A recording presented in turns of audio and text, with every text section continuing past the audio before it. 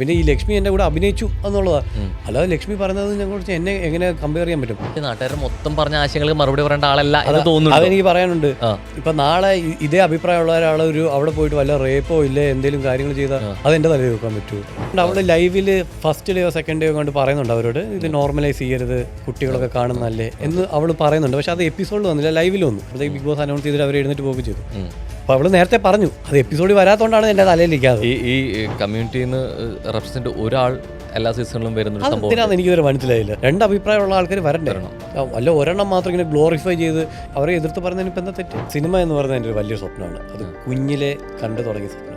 അതിനുവേണ്ടി ഞാൻ ഒരുപാട് വർഷങ്ങൾ കഷ്ടപ്പെട്ടിട്ടുണ്ട്. അങ്ങനെ കഷ്ടപ്പെട്ട് ഇന്ന് മുള്ളൻകൊല്ലി എന്ന് പറയുന്ന പടത്തിലെ വൺ ഓഫ് ദി ലീഡ് ക്യാരക്ടറായിട്ട് ഒന്നിക്കുന്നു. പേടിയുണ്ടോ എന്ന് ചോദിച്ചാൽ എന്തായാലും നെഗറ്റീവ് പറയും. അത് ഈ ബിഗ് ബോസിന്റെ പ്രശ്നമാണ്. ബിഗ് ബോസിൽ വന്നു കഴിഞ്ഞാൽ ശത്രുക്കൾ ഇഷ്ടംപോലെ ഉണ്ട്. ഈ ശത്രുക്കൾ എടുത്തിട്ട് പണിയൊന്നും എനിക്കറിയാം. പക്ഷേ കമ്മ്യൂണിറ്റിയുടെ ഭാഗത്ത് നിന്ന് ഒരാളാണ് വന്ന് പറയുന്നുണ്ടെങ്കിൽ സന്തോഷം വരട്ടിണ്ടായിരിക്കും. പിന്നെ നല്ലത് പറയുന്നത് ശത്രുവാണെങ്കിലും നമ്മൾ അക്സെപ്റ്റ് ചെയ്യണമെന്നാണ്. അതിനപ്പുറത്തേക്ക് വ്യക്തി ജീവിതത്തിൽ ഞാൻ സാക്രിഫൈസ് ചെയ്തിട്ടുണ്ടോ? പ്രണയത്തിന്റെ ഇപ്പൊ എന്റെ എക്സ് ഉണ്ടാകുന്ന സമയത്തൊക്കെ നമ്മൾ മിക്കവാറും ഈ കാര്യത്തിൽ കടി ഉണ്ടാക്കുന്നത്. അവള് പറയാറുണ്ട് അവള് കല്യാണ പ്രായമായി വരുന്നു, വീട്ടിൽ ഇത്ര പ്രണയിക്കുന്നു, വീട്ടിൽ നിന്ന് സംസാരിക്കേണ്ടതല്ലേ, ജോലിക്ക് വരുന്ന സെറ്റിൽ ആവണ്ടേ. അങ്ങനെ കിട്ടിയ റിജക്ഷനില്ലേ എത്രയൊക്കെ മരുന്ന് പുരട്ടിയാലും ഉണങ്ങാത്തൊരു മുറിവ് എടുക്കണമെങ്കിൽ ഇഷ്ടം പോലെ ഏതായിരിക്കും. അതെല്ലാം പറഞ്ഞ് അയാൾ ഇറങ്ങി പോകാൻ നേരത്തെ എന്നോട് പറഞ്ഞു നിന്നെ കൊണ്ടൊന്നും പറ്റത്തില്ല, അഭിനയൊന്നും പറ്റത്തില്ല, ഇതൊക്കെ നിർത്തി വേറെ പഠിക്ക് പോക്കോ എന്നുള്ള രീതിയിൽ പറഞ്ഞു. സിനിമ എന്ന് പറയുന്നത് എൻ്റെ ഒരു വലിയ സ്വപ്നമാണ്. അത് കുഞ്ഞിലെ കണ്ടു തുടങ്ങിയ സ്വപ്നം. അതിനുവേണ്ടി ഞാൻ ഒരുപാട് വർഷങ്ങൾ കഷ്ടപ്പെട്ടിട്ടുണ്ട്. അങ്ങനെ കഷ്ടപ്പെട്ട് ഇന്ന് മുള്ളൻകൊല്ലി എന്ന് പറയുന്ന പടത്തിലെ വൺ ഓഫ് ദി ലീഡ് ക്യാരക്ടറായിട്ട് ഒന്നിക്കുന്നു. അത് നമ്മുടെ ബിഗ് ബോസിൽ വരെ പോയി പ്രൊമോട്ട് ചെയ്യാൻ പറ്റി എന്നത് അതിലും വലിയ ഭാഗ്യം ഉണ്ട്. എനിക്ക് തോന്നുന്നു അതും ഒരു ചരിത്രത്തിൻ്റെ ഭാഗമാണ്. കാരണം ബിഗ് ബോസിൽ മുമ്പാണെങ്കിലും ഇപ്പോൾ ദിലീപേട്ടൻ വന്നിട്ടുണ്ട്, ജോജി വന്നിട്ടുണ്ട്. അപ്പോൾ ഇവരൊക്കെ ഫിലിം പ്രൊമോഷൻ്റെ ഭാഗമായിട്ട് അതിനകത്ത് വന്നിട്ടുണ്ട്. പക്ഷെ നമ്മൾ പഠിച്ച സ്കൂളിലെ നമ്മളെ ആനുവൽ ഡേക്ക് ചീഫ് ഗസ്റ്റായിട്ട് വരുന്ന പോലെ അതേ ഇതിലാണ് നമ്മൾ അവരുടെ ആ പ്ലാറ്റ്ഫോമിൽ ബിഗ് ബോസിലൂടെ വന്നു. ആ ബിഗ് ബോസിൽ തന്നെ എന്തിനാണ് ഞാൻ ആ പ്ലാറ്റ്ഫോമിൽ പോയത്? സിനിമയ്ക്ക് വേണ്ടിയാണ്. ആ സിനിമ പ്രൊമോട്ട് ചെയ്യുന്ന അതേ എത്തുമെന്ന് പറയുന്നത് നിങ്ങൾക്കാണ് ആദ്യത്തെ ഭാഗ്യം കിട്ടിയത് അല്ലേ? തിരിച്ചവിടെ എത്തിയപ്പോൾ ഒരു പ്രതീതി. ഈ പറഞ്ഞ രണ്ട് ഭാഗ്യം എനിക്ക് കിട്ടി. ഞാൻ പഠിച്ച സ്കൂളിൽ തന്നെ ഞാൻ ഗസ്റ്റായിട്ട് പോവുകയും ചെയ്തു. അപ്പോൾ അത് എൻ്റെ ഒരു വലിയ ലക്കാണ്. ഞാൻ 5ാം ക്ലാസ് മുതൽ 10ാം ക്ലാസ് വരെ പഠിച്ച സ്കൂളുണ്ട്, SN വിദ്യാപീഠം കോട്ടയം. അവിടുത്തെ സ്കൂൾ ആനിവേഴ്സറിക്ക് ഞാനായിരുന്നു ഈ കഴിഞ്ഞ വട്ടത്തെ ഗസ്റ്റ്. അപ്പം അത് ഭയങ്കര ഒരു മൊമെന്റ് ആയിരുന്നു. പിള്ളേരെല്ലാം ഞാൻ പഠിച്ച സ്കൂളിലെ എൻ്റെ അനിയന്മാർ എന്ന് പറയാൻ അവിടുത്തെ പിള്ളേരൊക്കെ നമ്മൾ കണ്ടിട്ടൊന്നുമില്ല, പക്ഷെ എന്നാലും അവരെൻ്റെ അനിയന്മാരാണ്. അനിയന്മാരുടെ കൈയൊക്കെ പിടിച്ച് ആ സ്റ്റേജിൽ കയറി നിൽക്കുമ്പോൾ അവിടെ ഇരുന്ന് ഞാൻ കണ്ട സ്വപ്നമാണ് ഒരു നാൾ ഞാൻ ഇവിടെ വരും. ആ ഒരു സ്വപ്നം ഞാൻ അവിടെ ശരിക്കും പറഞ്ഞാൽ സക്സസ് ആയി എന്നുള്ളതാണ്. നേരത്തെ പറഞ്ഞ ഒരു സമുദായത്തിൽ ആരെങ്കിലും ഒരാൾ എന്തെങ്കിലും ചെയ്തു കഴിഞ്ഞാൽ അതിന് മറുപടി പറയേണ്ടി ഒരു സമുദായ നേതാവായിരിക്കും എന്ന് പറഞ്ഞ പോലെ ഇനി ഇവിടുന്ന് അങ്ങോട്ട് ഉള്ള പരാമർശങ്ങളും ഇപ്പോൾ വന്നിറങ്ങിയുള്ളൂ. ലക്ഷ്മിയോടെ മുമ്പ് പൊട്ടിച്ചപ്പോഴും പുറത്ത് വന്ന് ഉത്തരങ്ങൾ പറയേണ്ടത് അഭിഷേകമായിട്ട് മാറി വരുന്നു പറഞ്ഞു. അപ്പോൾ ഇതിൽ ചിന്തിക്കുന്നുണ്ട്. ഞാനൊരു അഭിപ്രായം പറഞ്ഞു, എൻ്റെതായിട്ടുള്ള ആശയങ്ങളുണ്ട് എന്ന് വെച്ചാൽ നാട്ടുകാർ മൊത്തം പറഞ്ഞ ആശയങ്ങൾക്ക് മറുപടി പറയേണ്ട ആളല്ല എന്ന് തോന്നുന്നു. അതെനിക്ക് പറയാനുണ്ട്. ഇപ്പൊ നാളെ ഇതേ അഭിപ്രായമുള്ള ഒരാൾ അവിടെ പോയിട്ട് വല്ല റേപ്പോ ഇല്ലേ എന്തെങ്കിലും കാര്യങ്ങൾ ചെയ്താൽ അതെന്റെ തലയിൽ വെക്കാൻ പറ്റുമോ? ഇത് ഞാൻ എൻ്റെ അഭിപ്രായം പറഞ്ഞു, ഞാൻ പോയി എൻ്റെ അഭിപ്രായത്തെ സപ്പോർട്ട് ചെയ്ത ആൾക്കാരുണ്ട്, അവരെന്നെ സപ്പോർട്ട് ചെയ്തു, എന്നെ 3rd റണ്ണറപ്പ് വരെ ആക്കി തന്നു. അത് കഴിഞ്ഞ് അടുത്ത ആൾ വരുന്ന അഭിപ്രായം അവരുടെ അഭിപ്രായമാണ്. ഇപ്പൊ അനീഷ് എന്ത് സ്ത്രീവിരുദ്ധ പരാമർശമോ ഇനി എന്തോ പുരുഷന്മാർക്ക് വേണ്ടി സംസാരിക്കുന്നു പറഞ്ഞു, അയാൾ എന്തെങ്കിലും പറഞ്ഞാൽ അത് എൻ്റെ തലയിരിക്കുമോ? ഞാൻ അങ്ങനെ പരിചയം പോലും ഇല്ല. പിന്നെ ഈ ലക്ഷ്മി എൻ്റെ കൂടെ അഭിനയിച്ചു എന്നുള്ളതാണ്. അല്ലാതെ ലക്ഷ്മി പറയുന്നത് ഞങ്ങളെ എന്നെ എങ്ങനെ കമ്പയർ ചെയ്യാൻ പറ്റും? അവളുടെ അഭിപ്രായമാണ്. അത് അഭിപ്രായത്തിൽ അവൾ സ്റ്റാൻഡേർഡ് ഉറച്ച് നിൽക്കുമോ ഇല്ലയോ എന്ന് എനിക്കറിയില്ല. അത് ഇപ്പോൾ ലാലേട്ടൻ വരുമ്പോൾ അതിനെന്താ സംഭവിക്കാൻ പോകുന്നതെന്ന് നോക്കാം. പക്ഷെ അവൾ പറയുന്നത് അവളുടെ അഭിപ്രായമാണ്, അത് അവളുടെ വ്യക്തിത്വമാണ്. അപ്പോൾ അവളത് പറഞ്ഞിട്ട് അവൾക്ക് തെറ്റുപറ്റി അവൾ സോറി പറയും. അവളുടെ ക്യാരക്ടർ വെച്ച് അവൾ തെറ്റുപറ്റിയാൽ സോറി പറയുന്ന ആൾ തന്നെയാണ്. അവളങ്ങനെ പറയും. അപ്പോൾ പറയുക അവളുടെ കാര്യമാണ് അതൊക്കെ. അത് എന്നെ വെച്ച് കമ്പയർ ചെയ്യണ്ട. പിന്നെ ഏതൊരു കഷ്ടകാലത്തിന് അന്ന് കറക്റ്റ് രാവിലെ ഞാൻ സിനിമ പ്രൊമോഷൻ പോയി. കറക്റ്റ് ദിവസം അതിന് മുമ്പുണ്ട് ഇല്ല, കറക്റ്റ് ഞാൻ വന്നപ്പോൾ തന്നെ കാലെടുത്ത് അവൻ കുത്തി. പക്ഷെ വേറൊരു കാര്യമുണ്ട്, അവൾ ലൈവിൽ ഫസ്റ്റ് ഡേയോ സെക്കൻഡ് ഡേയോ കൊണ്ട് പറയുന്നുണ്ട് അവരോട് ഇത് നോർമലൈസ് ചെയ്യരുത്, കുട്ടികളൊക്കെ കാണുന്നല്ലേ എന്ന് അവൾ പറയുന്നുണ്ട്. പക്ഷെ അത് എപ്പിസോഡിൽ വന്നില്ല, ലൈവിൽ വന്നു. ആ ലൈവ് വീഡിയോ ആൾക്കാർ എടുത്തിട്ടുണ്ടായിരുന്നു. അത് അവൾ മാന്യമായിട്ട് നല്ല രീതിയിൽ തന്നെ അവൾ പറയുന്നുണ്ട് ഇത് നോർമലൈസ് ചെയ്യരുത്. അപ്പോൾ പ്രവീണ പറഞ്ഞു ഇത് നോർമലൈസ് ചെയ്യണം. അപ്പോൾ അവൾ പറഞ്ഞില്ല, കുട്ടികളൊക്കെ കാണുന്ന എന്നുള്ള രീതിയിൽ അവൾ പറയുന്നുണ്ട്. അപ്പോഴത്തേക്ക് ബിഗ് ബോസ് അനൗൺസ് ചെയ്തിട്ട് അവർ എഴുന്നേറ്റ് പോകുകയും ചെയ്തു. അപ്പോൾ അവൾ നേരത്തെ പറഞ്ഞു, അത് എപ്പിസോഡിൽ വരാത്തോണ്ടാണ് എൻ്റെ തലയിലിരിക്കാതെ. ഈ കമ്മ്യൂണിറ്റിയിൽ നിന്ന് റെപ്രസെന്റ് ഒരാൾ എല്ലാ സീസണിലും വരുന്ന ഒരു സംഭവം എനിക്കിതുവരെ മനസ്സിലായില്ല. പക്ഷെ ഇപ്പൊ അത് എണ്ണം അത് എന്താ പ്രവണതയോടെ എന്താ തോന്നുന്നത് ശരിക്കും? ഇത് വോക്ക് എന്ന് പറയുന്നത് നമ്മൾ വോക്ക് കൾച്ചറിലോട്ട് അങ്ങനെ കൂടുതൽ ഒരു ഷോനെ കൊണ്ടുപോകേണ്ട കാര്യമുണ്ടോ എന്ന് എനിക്കറിയത്തില്ല. പിന്നെ അവരുടെ സെലക്ഷൻ കമ്മിറ്റിയിൽ അവർക്ക് ഒരു ഇതുണ്ടാവും. പിന്നെ ഞാൻ നോക്കിയപ്പം ആദ്യം ഞാൻ വിചാരിച്ചു അങ്ങനെയാണ് ഞാൻ ചിന്തിച്ചത്. പക്ഷെ അപ്പോൾ ഞാൻ നോക്കിയപ്പോൾ ശരിക്കും അഗനിസ്റ്റ് ഒരാളെ അനീഷിനെ കൊണ്ടുവന്നിട്ടുണ്ടായിരുന്നു. പക്ഷെ അനീഷ് അത് പ്രവർത്തിച്ചില്ലെന്ന് മാത്രമേ ഉള്ളൂ. ഇപ്പോൾ ലക്ഷ്മി ഇതിനെ അഗനിസ്റ്റ് വന്ന് പറഞ്ഞൊരു വ്യക്തിയാണ്. പക്ഷെ അപ്പോൾ അനീഷ് അങ്ങനെ വന്നപ്പോഴത്തേക്ക് ഇപ്പുറത്തെ ഓപ്പോസിറ്റും വന്നു. എൻ്റെ അങ്ങനെയാണെങ്കിൽ എന്നെ അവരെടുക്കുക സെലക്ഷൻ ചെയ്യേണ്ട കാര്യമില്ല. എന്നെ അവരെടുത്തത് ഇതുകൊണ്ടാണ്, ഞാൻ ഇങ്ങനെ സംസാരിക്കുന്നവർക്ക് അറിയാം, അതുകൊണ്ടാണല്ലോ അവരെന്നെ എടുത്തത്. അപ്പോൾ ശരിക്കും പറഞ്ഞാൽ എനിക്ക് സീസൺ 6 മുമ്പ് വരെ അങ്ങനെ ചിന്തിച്ചിട്ടുണ്ടായിരുന്നു. സീസൺ 6 തൊട്ട് എനിക്കൊന്ന് അവർ ഓപ്പോസിറ്റ് ഒരാളെ എടുക്കുന്നുണ്ട്. അത് നല്ലതാണ്. രണ്ട് അഭിപ്രായമുള്ള ആൾക്കാർ വരണ്ടേ. വല്ല ഒരെണ്ണം മാത്രം ഇങ്ങനെ ഗ്ലോറിഫൈ ചെയ്ത് ഞങ്ങളെ മാത്രം പൊക്കി അവരെ എതിർത്ത് പറഞ്ഞു കഴിഞ്ഞാൽ ഇവിടെ എടുത്ത് താഴെ ഇടാൻ നോക്കും. അവരെ പൊക്കി പറയേണ്ട, അവരെ എതിർത്ത് പറയുന്നതിന് ഇപ്പം എന്താ തെറ്റ്? ഈ മുമ്പത്തെ സീസണുകൾ വരുമ്പോൾ എപ്പോഴും കമ്പാരിസൺ നടക്കുന്നുണ്ട്. ഇപ്പോൾ കണ്ടസ്റ്റൻസ് എന്നുള്ളത് മാറ്റി നിർത്താം നമുക്ക്. അതിനപ്പുറത്തേക്ക് ഏറ്റവും അടുത്ത സ്കൂളിൽ നിന്ന് മാവും കഞ്ഞിയും കഴിച്ചിറങ്ങിയ ആളെന്നുള്ള ചോദിക്കുക, ഇപ്രാവശ്യം സ്കൂളും കുട്ടികളും എങ്ങനെയുണ്ട്? സ്കൂളും കുട്ടികളും ഓരോ മനുഷ്യരും, ഞാൻ പറയില്ല, ഓരോ മനുഷ്യരും ഓരോ ടൈപ്പാണ്. അവർ ഈ വട്ടം സെലക്ട് ചെയ്തിരിക്കുന്ന അവർക്കൊരു ഇതുണ്ട്, ഞാൻ മനസ്സിലാക്കിയത് വെച്ചാൽ അവർ എൻ്റർടൈൻമെൻറ്റ് എന്ന് പറഞ്ഞൊരു സംഭവം വെച്ചിട്ടാണ് ഈ വട്ടം. അതാണ് നെവിന്, അനുമോള്, ഇവരെല്ലാവരും എൻ്റർടൈനേഴ്സാണ്. അങ്ങനെ അവരെ വെച്ചാണ് സെലക്ട് ചെയ്തിരിക്കുന്നത്. ഞങ്ങളുടെ സീസൺ എന്ന് പറഞ്ഞാൽ ഫൈറ്റർ ആയിരുന്നു. ഇപ്പോൾ പറയട്ടെ, ആരൊക്കെയാ, സിജോ, റോക്കി, ജാസ്മിൻ, ജാസ്മിൻ, ഗബ്രി, പിന്നെ ഇപ്പം സിബിൻ ചേട്ടൻ, ഞാൻ, അങ്ങനെ എത്ര പേര് ഭയങ്കര ഫൈറ്റർ. ഇപ്പം അഖിലേട്ടൻ്റെ സീസണിൽ അഖിലേട്ടൻ ഒറ്റയ്ക്കായിരുന്നു. അഖിലേട്ടനെ വെല്ലാൻ ആരും ഇല്ല എന്നുള്ള രീതിയിലാണ് പൊയ്ക്കൊണ്ടിരുന്നത്. പക്ഷെ അതേ സമയത്ത് എൻ്റെ സീസണിൽ അടിക്കാൻ വേണ്ടി നിൽക്കുമായി എല്ലാവരും. നോറ, റസ്മിൻ, ഇവരെല്ലാവരും തിരിച്ച് ഭയങ്കരമായിട്ട് പറയുന്ന ആൾക്കാർ. അങ്ങനെ പറയുന്ന ഭയങ്കര സ്ട്രോങ് ആയിട്ടുള്ള ആൾക്കാരെല്ലാം കൂടെ പിടിച്ചിട്ട സീസണായിരുന്നു ഞങ്ങളുടെ സീസൺ. അത് പിടിച്ചിരിക്കാൻ ഭയങ്കര പാടായിരുന്നു. ജിൻഡോ ഒക്കെ എന്തൊക്കെ കാണിച്ചിട്ട് നിങ്ങൾക്ക് എല്ലാവർക്കും അറിയാം. അപ്പോൾ അങ്ങനെ എല്ലാവരും കൂടെ ഉള്ളൊരു സീസണായിരുന്നു നമ്മുടെ. ഈ സീസണിൽ different type of characters, entertaining. പക്ഷെ എന്നിട്ടും എനിക്ക് തോന്നുന്നത് എപ്പോഴും കാക്കയ്ക്ക് തൻകുഞ്ഞ് പൊൻകുഞ്ഞ്, എനിക്ക് എപ്പോഴും എൻ്റെ സീസണായിരിക്കും ബെസ്റ്റ്. ഇപ്പോൾ അഖിലേട്ടൻ പറയുമ്പോൾ അഖിലേട്ടൻ്റെ സീസണായിരിക്കും പുള്ളിക്ക് ബെസ്റ്റ്. അതുപോലെ എല്ലാവർക്കും ഇപ്പോൾ ഈ ഇറങ്ങുന്നവർക്ക് അവരുടെ സീസണായിരിക്കും ബെസ്റ്റ്. ഈ നോർമലി നമ്മൾ ഈ കല്യാണത്തിന് പോകുമ്പോൾ പറയും ഇവിടെ സമയത്തിന് പോകാം, സദ്യ തീരും എന്ന് പറയും. പക്ഷെ ഒരു പക്ഷേ ആദ്യമായിട്ടായിരിക്കും ഒരാൾ നേരം വഴിക്ക് വരുമ്പോൾ ചെക്കനും പെണ്ണു വരെ കാത്തിക്കണ ഒരു വിഷില് സിബിനെ ആര്യ. അപ്പോൾ ഒരു പക്ഷെ എല്ലാം കഴിഞ്ഞു, പാതിരാത്രി ആയിട്ടുണ്ട്, കല്യാണം കഴിഞ്ഞ് അവർക്ക് നേരത്തെ കിടന്നുറങ്ങണം എന്നുള്ള പോലും അല്ലാതെ അബിക്ക് വേണ്ടി കാത്തിക്കണ ഒരു വിഷൽ കണ്ടു. സോ അത് എന്തായിരുന്നു സംഭവം? അത് സിബിൻ ചേട്ടനും ആര്യ ചേച്ചി എന്ന് പറയുന്നത് രണ്ടും എൻ്റെ ചേട്ടൻ ചേച്ചിയെ പോലെ. എസ്പെഷ്യലി സിബിൻ ചേട്ടനും ഞാനും തമ്മിൽ നല്ല ബോണ്ടുണ്ട്. അത് നമ്മൾ കുറച്ച് നാളായുള്ളൂ. ബിഗ് ബോസ് കഴിഞ്ഞ് കുറച്ച് കാലം കഴിഞ്ഞ് ഞാനും പുള്ളിക്കാരും നല്ല ബോണ്ടാണ്. ഞാൻ മിക്കവാറും പുള്ളിയുടെ ഫ്ലാറ്റിൽ പോകാറുണ്ട്. നമ്മൾ പല പ്രോജക്ട്സും, പുള്ളിക്കും ആഗ്രഹമുണ്ട് ഡയറക്ഷൻ ചെയ്യണം, അങ്ങനെയൊക്കെ ആഗ്രഹമുണ്ട്. അപ്പോൾ നമ്മൾ പലതും ഇങ്ങനെ ഡിസ്കസ് ചെയ്യാറുണ്ട്. എൻ്റെ ബ്രദറിനെ പോലെയാണ്. എനിക്ക് എന്തൊരു പ്രശ്നം വന്നാൽ എന്നെ വിളിക്കും, അങ്ങനെയൊക്കെ എല്ലാം. എന്ത് സപ്പോർട്ട് വേണോ, ഇപ്പോൾ എൻ്റെ മുള്ളംകൊല്ലിയിൽ എനിക്ക് എന്തെങ്കിലും ഹെൽപ്പ് വേണോ, എന്നെ അപ്പം പറഞ്ഞു നിനക്ക് എന്ത് വേണമെങ്കിലും നീ വിളിക്കുക എന്ന് പറഞ്ഞിട്ട് അങ്ങനെ സപ്പോർട്ട് ചെയ്യുന്ന ഒരാളാണ് സിബിൻ ചേട്ടൻ. വെളിയിൽ പലരും പുള്ളിയെക്കുറിച്ച് പലതും പറയുന്നുണ്ടാവും, എനിക്കത് അറിയേണ്ട കാര്യമില്ല. എൻ്റെ അടുത്ത് എങ്ങനെ നിൽക്കുന്നു, എന്നോട് എങ്ങനെ പെരുമാറുന്നു എന്ന് എനിക്ക് നോക്കിയാൽ മതി. എൻ്റെ അടുത്ത് എൻ്റെ ഒരു ജ്യേഷ്ഠനെ പോലെ നിൽക്കുന്നു. ഇപ്പോൾ അഖിലേട്ടനാണെങ്കിലും തന്നെ ജ്യേഷ്ഠനെ പോലെ നിൽക്കുന്നു. അങ്ങനെ സിബിൻ ചേട്ടൻ നിൽക്കുന്നു. അങ്ങനെ പുള്ളിയുടെ എല്ലാ ഫംഗ്ഷനും, പ്രൈവറ്റ് ഫംഗ്ഷൻസ് കുറേ ഉണ്ടായിരുന്നു, എല്ലാത്തിനും പോയി. പക്ഷേ ഇത് കറക്റ്റ് എൻ്റെ ബിഗ് ബോസിൽ പോകുന്ന ദിവസമായിരുന്നു ഇവരുടെ ഫംഗ്ഷൻ. അപ്പോൾ ഞാൻ പറഞ്ഞു ചേട്ടാ ഞാൻ വരില്ല എന്ന് ചേച്ചിയും വിളിച്ച് പറഞ്ഞു. ആര്യ ചേച്ചിയോട് ഞാൻ പറഞ്ഞു ചേച്ചി ഞാൻ വരില്ല എന്ന് പറഞ്ഞു. ഓക്കേടാ കുഴപ്പമില്ല നീ പോയിട്ട് വാ എന്ന് പറഞ്ഞു. അങ്ങനെ ഞാൻ പോയിട്ട് ഇവരുടെ ഫംഗ്ഷൻ 10 മണിക്ക് എങ്ങനെ തീരും. ഞാൻ 10:45 എയർപോർട്ടിൽ വന്നിറങ്ങി. അപ്പോഴാണ് മീഡിയാസ് എല്ലാവരും നിൽപ്പുണ്ട്, വീഡിയോ എടുത്തു. അപ്പോൾ മീഡിയാസ് ചോദിക്കുന്നുണ്ട് സിബിൻ ചേട്ടൻ്റെ ഫംഗ്ഷന് പോയില്ലേ. അപ്പം ഞാനിങ്ങനെ ചിന്തിച്ചു. അപ്പം നമ്മൾ വിളിച്ചു ചോദിച്ചു സിബിൻ ചേട്ടൻ ഇങ്ങനെ നിങ്ങൾ ഇവിടെ ഉണ്ടോ. അപ്പോൾ ചോദിച്ചപ്പോൾ നമ്മളിവിടെ തന്നെ ഉണ്ട്, എല്ലാം കഴിഞ്ഞു, പക്ഷേ എന്നാൽ വെയിറ്റ് ചെയ്യും എന്നുള്ള രീതി. അങ്ങനെ നമ്മൾ വണ്ടി എടുത്ത് ഒറ്റപ്പോക്ക് പോയി. പോയപ്പം ഫുഡിൻ്റെ സ്റ്റോള് പോയി, എല്ലാം പോയി. ഞാനൊക്കെ എല്ലാം ലൈറ്റൊക്കെ പോയി, എല്ലാം കഴിഞ്ഞിട്ട് സിബിൻ ചേട്ടനും ആര്യ ചേച്ചിയും മോളും ഇങ്ങനെ ഇരിപ്പുണ്ട്. ഞാൻ കറക്റ്റ് കയറി ചെല്ലുന്നു. അപ്പോൾ അവർ ചൂടെടുത്ത് വെയിറ്റ് ചെയ്യുക. കോസ്റ്റ്യൂമിലിട്ട് നിൽക്കാൻ വേറൊരു കാര്യമുണ്ട്, എനിക്ക് വേണമെങ്കിൽ പിന്നെ ആണെങ്കിലും പോയി കാണാം. ഇതിപ്പോൾ അവരെ അവിടെ വെച്ച് കണ്ടില്ലെങ്കിൽ എന്താ ഒന്നും ആവാൻ പോകുന്നില്ല. പക്ഷെ അവർക്കൊരു ആഗ്രഹം, നമ്മൾ എന്നിട്ട് അവിടെ നിന്നിട്ട് ബാക്കി എന്നിട്ട് മീഡിയക്കാർക്ക് കുറേ എക്സ്ക്ലൂസീവ് ബൈറ്റും കൊടുത്തു. ഫണ്ണായിട്ട് ഇപ്പോൾ ഇതൊക്കെ ഇറങ്ങി എല്ലാവരോടും സംസാരിച്ചപ്പോൾ ഇതൊക്കെയാണ് പോയത്. ബിഗ് ബോസിൽ നിന്ന് ഇറങ്ങി എയർപോർട്ടിൽ എത്തുമ്പോൾ ആളുകളുടെ റെസ്പോൺസ് കാത്തുന്ന അപ്പൊക്കൊരു സ്റ്റേജ് ഉണ്ടായിട്ടുണ്ട്. ആൻഡ് ഒരാഴ്ച ബിഗ് ബോസിൽ പോയി വന്നുള്ളൂ കഴിഞ്ഞ ദിവസം. ആ ഒരു സ്റ്റേജ് കഴിഞ്ഞാൽ അടുത്തൊരു സാധനം, ഇനി തിയേറ്ററിലെ പടം ഇറങ്ങിയിട്ട് തിയേറ്ററിൽ നിന്ന് ഇറങ്ങുമ്പോൾ ആളുകളുടെ റെസ്പോൺസ് എന്നുള്ളൊരു സാധനമുണ്ട്. ഇനി അടുത്തൊരു സാധനം വെയിറ്റ് ചെയ്ത് നിൽക്കുന്നതാണ്. എത്രത്തോളം എക്സൈറ്റഡ് ആണ്? പക്ഷേ ഞാൻ എൻ്റെ ലൈഫിൽ ഏറ്റവും വലിയ ഡ്രീമിലാണ് ഞാൻ ഇപ്പോൾ നിൽക്കുന്നത്. ഞാനങ്ങനെ ഒരുപാട് ദിവസം ഇത് ഓടും അങ്ങനെയൊന്നും ഞാൻ എക്സ്പെക്ട് ചെയ്യുന്നില്ല. പക്ഷേ ഞാനൊരു ആക്ടറിനെ പുറത്ത് ആൾക്കാർ കാണും. ഞാനൊരു ആക്ടർ എന്നുള്ള രീതിയിൽ ഞാൻ ഇനി അറിയപ്പെടും. ബിഗ് ബോസ് കഴിഞ്ഞു, ആ ഫേസ് കഴിഞ്ഞു, ഇനി ആക്ടർ എന്നുള്ളൊരു ഫേസിൽ അറിയപ്പെടും. അത് ഞാൻ ഭയങ്കര എക്സൈറ്റഡ് ആണ്. കാരണം എൻ്റെ ലൈഫിൽ ഈ എക്സൈറ്റ്മെൻറ്റ് ഒപ്പം പേടിയുണ്ടോ?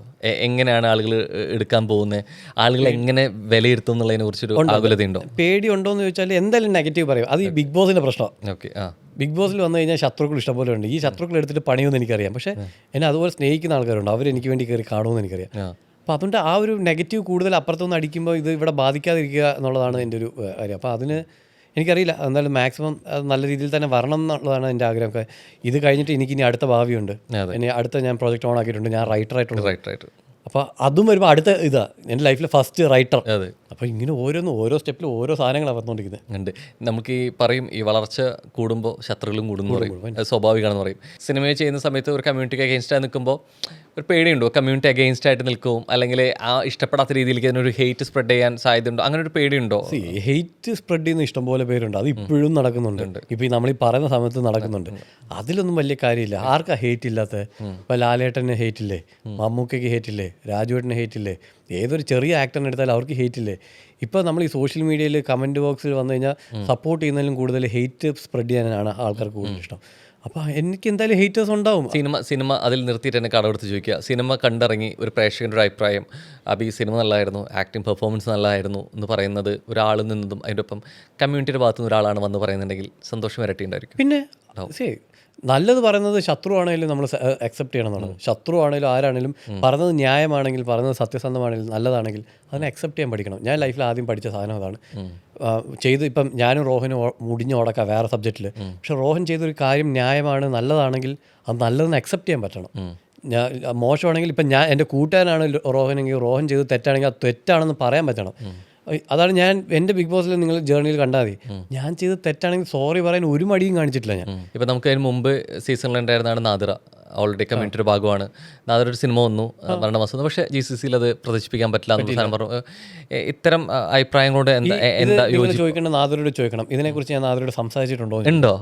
സംസാരിച്ചിട്ടുണ്ട്. നമ്മൾ ഒരു ഫംഗ്ഷന് പോയി കഴിഞ്ഞപ്പോൾ നാദിറ ഉണ്ടായിരുന്നു, ഞാനത് സംസാരിക്കുകയും ചെയ്തു. ഞാൻ പറഞ്ഞു അറിയാം, ഒരു സിനിമയുടെ ഒരു ടീം എന്നെ വിളിച്ചായിരുന്നു, നാദിറയുടെ നമ്പർ ഉണ്ടോ എന്ന് ചോദിച്ചു എന്നോട് വിളിച്ചായിരുന്നു. ഞാൻ പറഞ്ഞു എൻ്റെ ഇല്ല നാദിറയുടെ നമ്പർ, അന്ന് എൻ്റെ ഇല്ല. ഞാൻ പറഞ്ഞു ഇന്ന ആളെ വിളിച്ചാൽ നാദിറയുടെ നമ്പർ കിട്ടുമെന്ന് പറഞ്ഞു. ഓക്കെ എന്ന് പറഞ്ഞാൽ അവർ അങ്ങനെ വിളിക്കുകയും ചെയ്തു. പക്ഷേ ഞാനത് ആളോട് പറഞ്ഞിട്ടില്ലായിരുന്നു. കുറേ നാൾക്ക് ശേഷം നമ്മളിങ്ങനെ ഈ ഒരു ഒറ്റ നമ്മൾ സംസാരിച്ചിട്ടുള്ളൂ.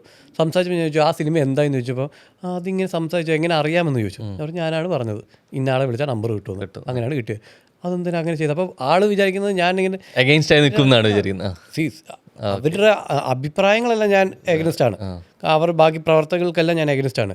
പക്ഷെ ഒരാൾ ജീവിക്കാൻ വേണ്ടി ഒരു സിനിമ ചെയ്യാൻ പോകുമ്പോൾ ഞാനതിനെ എഗനിസ്റ്റ് നിൽക്കണം. അത് ഞാൻ ചെയ്തിട്ട് അത് എന്നോട് ചോദിക്കണ്ട, നിങ്ങൾ നാദിറോട് തന്നെ ഇത് ഈ ഒരു ദിവസം ഇവിടെ വന്ന് നാദിറ ഇരിക്കുമ്പോൾ ചോദിച്ചാൽ മതി, ഞങ്ങളന്ന് സംസാരിച്ചായിരുന്നോ, എന്താണ് സംസാരിച്ചതെന്ന് ചോദിച്ചു നോക്ക്. അപ്പോൾ ഞാൻ പറഞ്ഞു ഓക്കെ ഞാൻ അറിഞ്ഞു ഇങ്ങനെ GCCയിലൊക്കെ പ്രശ്നം നടന്നെന്ന് അറിഞ്ഞു. അപ്പം ഞാൻ പറഞ്ഞു അതിന് ഞാൻ കൂടുതലൊന്നും പറയുന്നില്ല, കാരണം അത് സന്തോഷിക്കുന്ന ആൾക്കാരുണ്ടാവും. ഒരു ആശയപരമായിട്ടുള്ള വ്യത്യാസത്തിലാണെങ്കിൽ ഞാൻ സന്തോഷിക്കണം, പക്ഷേ ഒരു സിനിമാ സ്നേഹി എന്നുള്ള രീതിയിൽ ഞാനതിനെ സന്തോഷിക്കുന്നില്ല. അതൊരു കാരണം അത് നിങ്ങളുടെ ഒരാളുടെ മാത്രം പടമല്ല, എത്ര പേരുടെ സിനിമയാണ്, ഒരു സ്വപ്നമാണ് സിനിമ എന്ന് പറയുന്നത്. അപ്പോൾ അത് പോയപ്പോൾ അത് അവർക്കുണ്ടാകുന്ന സങ്കടം ഞാൻ ആദ്യം നോക്കണം, ഒരാൾക്ക് വേണ്ടിയില്ല, ഞാൻ മറ്റൊരാളെ നോക്കണ്ടേ. നിങ്ങൾ കാണുന്ന കൂട്ടത്തിൽ നമ്മൾ സിനിമാക്കാർ പൊതുവെ പറയുന്നതാണ് എനിക്കുണ്ടൊരു വെള്ളിയാഴ്ച എന്നുള്ളത്.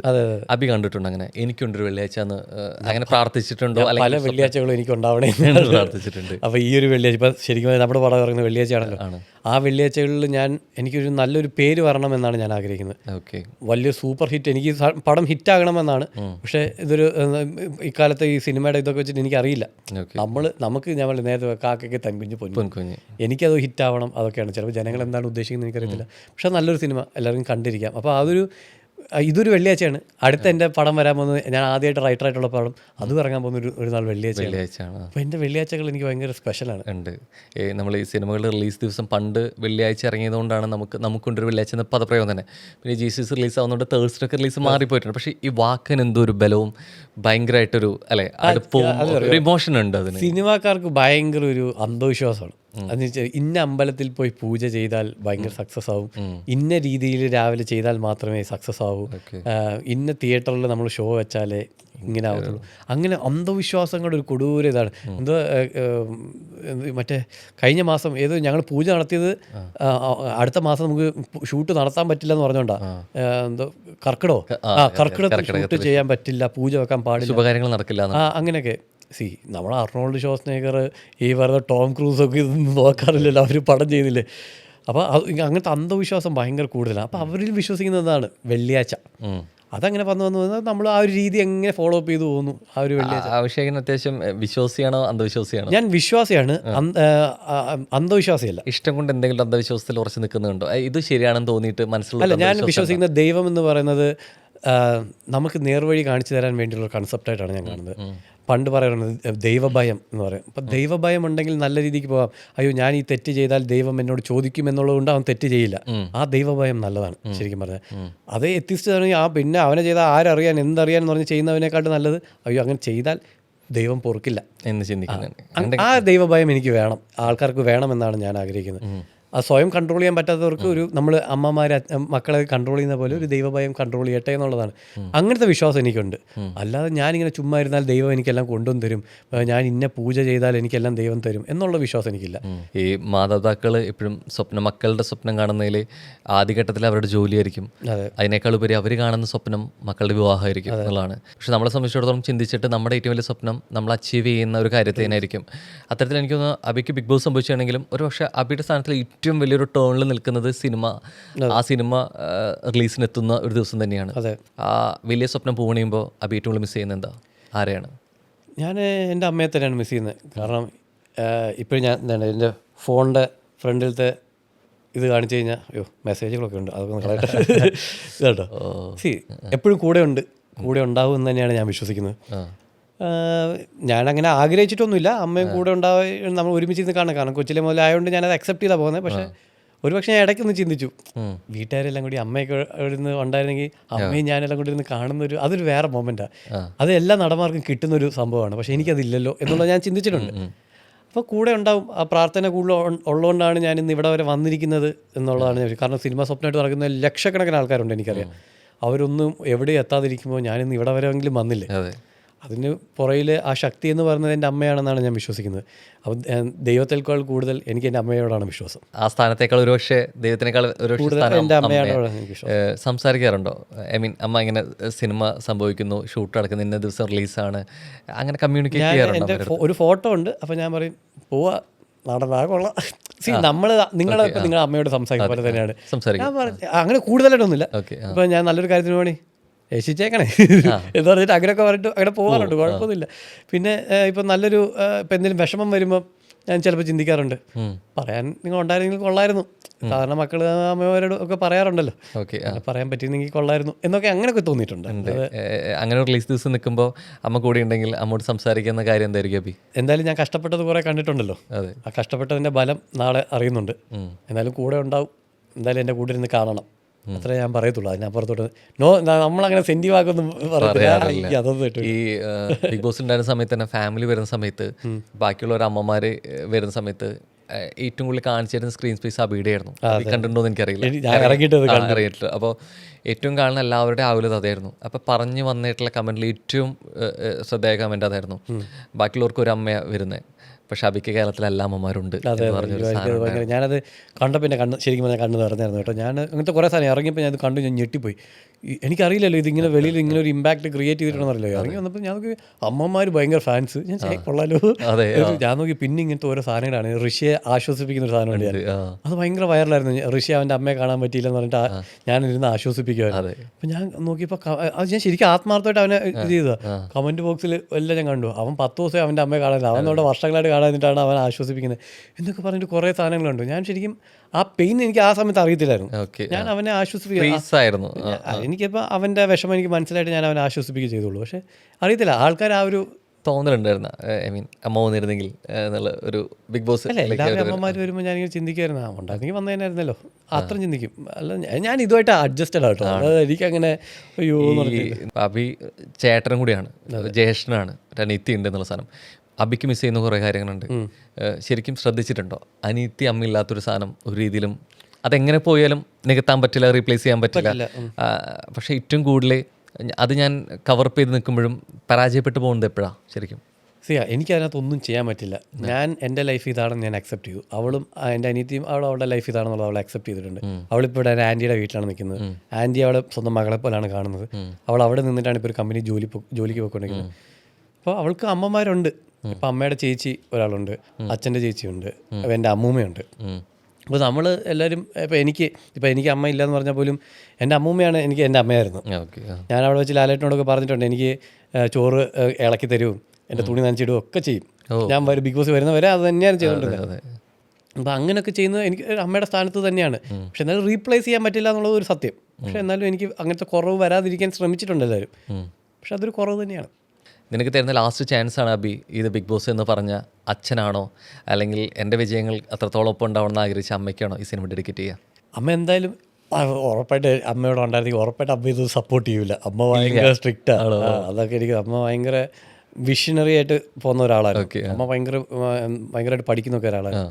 എന്തായാലും അമ്മ ഇതൊന്നും സപ്പോർട്ട് ചെയ്യാൻ പോകുന്നില്ല. അത് വേറെ കാര്യം. എന്നെ അടിച്ച് പഠിച്ച് ഏതെങ്കിലും ജോലിക്ക് വിട്ടാല് അത് വേറെ കാര്യം. പക്ഷേ എന്നാലും നമ്മളിപ്പം നമുക്ക് വിശ്വസിക്കാമല്ലോ കൂടെ ഉണ്ട് എന്നുള്ളത്. അമ്മ തന്നെയാണ് എന്തും.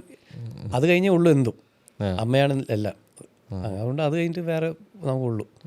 എനിക്ക് അതിലേക്ക് പിക്ക് കണ്ടപ്പോൾ തന്നെ എനിക്ക് ആക്ച്വലി ഉണ്ടായിരുന്ന 2 ഫോട്ടോകളിൽ അതിൽ എനിക്ക് ഭയങ്കരമായിട്ട് സ്ട്രൈക്ക് ചെയ്തതിൽ അത് ഓൾറെഡി ഒന്ന് നോക്കുമ്പോൾ അബിയുടെ വാൾപേപ്പർ തന്നെയാണ് വെച്ചിരിക്കുന്നുള്ളതാണ്. അപ്പോൾ എനിക്ക് അതിനൊപ്പം എൻ്റെ ഓർമ്മയിൽ എൻ്റെ ഫോൺ എനിക്ക് ഒരു ടച്ച് സ്ക്രീൻ ഫോൺ ഉണ്ടായ കാലം മുതലേ ഉള്ള എൻ്റെ വാൾപേപ്പർ ഇത് തന്നെയാണ്. ഓക്കെ, അതിലൊരു വ്യത്യാസം ഉണ്ടായിട്ടില്ല. ഇല്ല. കാമുകിമാർ വന്നു പോകും. അതെ, കാമുകിമാർ വന്നു പോകും. മാരേജിന് ശേഷം ഒരു പാർട്ട്ണർ വന്നാൽ പോലും എന്തിനു മാറ്റണം? അവൾ അപ്പോഴും 2ാം സ്ഥാനമല്ലോ. അമ്മയെ കഴിഞ്ഞിട്ടല്ലേ അതും വരത്തുള്ളൂ. അപ്പം അങ്ങനെ വരുമ്പോഴത്തേക്ക് ഇത് തന്നെ ആയിരിക്കും. എൻ്റെ മരണം വരെ ഇതായിരിക്കും എൻ്റെ വാൾപേപ്പർ. അതൊക്കെ അങ്ങനെ ഉണ്ട്. എനിക്ക് അതിനൊപ്പം തന്നെ ഇപ്പം നേരത്തെ പറഞ്ഞ പോലെ എനിക്ക് ഏത് സമയവും അമ്മയുടെ പ്രസൻസ് ഉണ്ട്, ബ്ലെസ്സിങ് ഉണ്ട് എന്ന് പറയുന്നതിനൊപ്പം തന്നെ എനിക്കത് സ്ട്രൈക്ക് ചെയ്തൊരു പിക്കായിരുന്നു. ഇതുകൊണ്ട് ഞാൻ കണ്ണു പറഞ്ഞു പോയി കേട്ടോ. പെട്ടെന്ന് ഇതൊക്കെ എങ്ങനെ ചെയ്തെടുത്തു പയ്യൻ ചെയ്ത ഇതപ്പോൾ എനിക്ക് തോന്നുന്നു ഏറ്റവും കൂടുതൽ നമ്മൾ നിന്ന് എന്ത് കാര്യങ്ങളിലും പകരം വയ്ക്കാൻ പറ്റില്ല, അല്ലെങ്കിൽ എന്തൊക്കെ നമ്മൾ ഒപ്പിച്ചെടുത്താൽ പോലും ഏറ്റവും കൂടുതൽ നികത്താൻ പറ്റില്ല എന്ന് പറഞ്ഞ ഒരു കാര്യം ശരിക്കും അബിയിൽ എന്തായിരിക്കും? ശരിക്കും ഇതുപോലൊക്കെ ഒന്ന് ഫോട്ടോ എടുക്കാൻ പറ്റില്ല ലൈഫിൽ. ഇപ്പോൾ തന്നെ ഇത് പടം വരച്ചാൽ നമുക്കറിയാം. പക്ഷേ എന്നാലും ഞാനിത് വീട്ടിൽ ഫ്രെയിം ചെയ്ത് വെച്ചിട്ടുണ്ട്. വീട്ടിലിത് ഫ്രെയിം ചെയ്ത് വെച്ചിട്ടുണ്ട്. അപ്പം നമുക്കത് പകരം വെക്കാൻ പറ്റില്ല. ഇപ്പോൾ നിങ്ങൾക്ക് വേണമെങ്കിൽ ഇപ്പോൾ വീട്ടിൽ പോയി ഒരു സെൽഫി എടുക്കാം, മദേഴ്സ് ഡേക്ക് ഒരു ഫോട്ടോ ഇടാം. അങ്ങനെ പല സാധനങ്ങളും നിങ്ങൾക്ക് ചെയ്യാം. എനിക്കത് ചെയ്യാൻ പറ്റില്ല. പൂർത്തീകരണം ഒരു എന്താ പറയുക സാഫല്യം അണിയുന്നൊരു സമയം കൂടിയാണ്.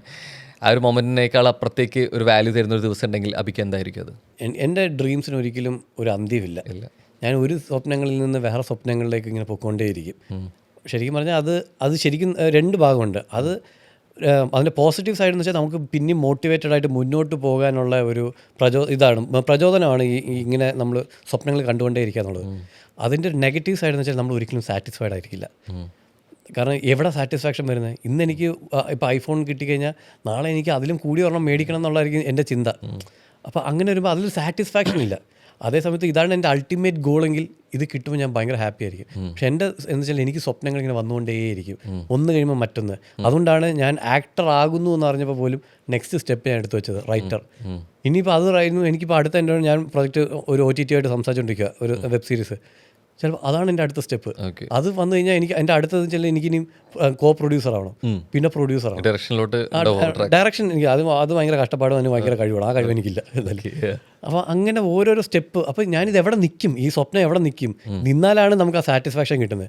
ഒരിക്കലും എൻ്റെ സ്വപ്നങ്ങൾ നിൽക്കുന്നില്ല. അതുകൊണ്ട് എനിക്ക് സാറ്റിസ്ഫാക്ഷൻ ഇല്ല സ്വപ്നങ്ങളിൽ. ഇല്ല. ഈ നമ്മൾ പ്രൊഫഷണൽ ലൈഫിന് വേണ്ടിയിട്ട് സാക്രിഫൈസ് ചെയ്യുന്ന പേഴ്സണൽ ലൈഫിനെ കുറിച്ച് നമ്മൾ സംസാരിക്കാറുണ്ട്.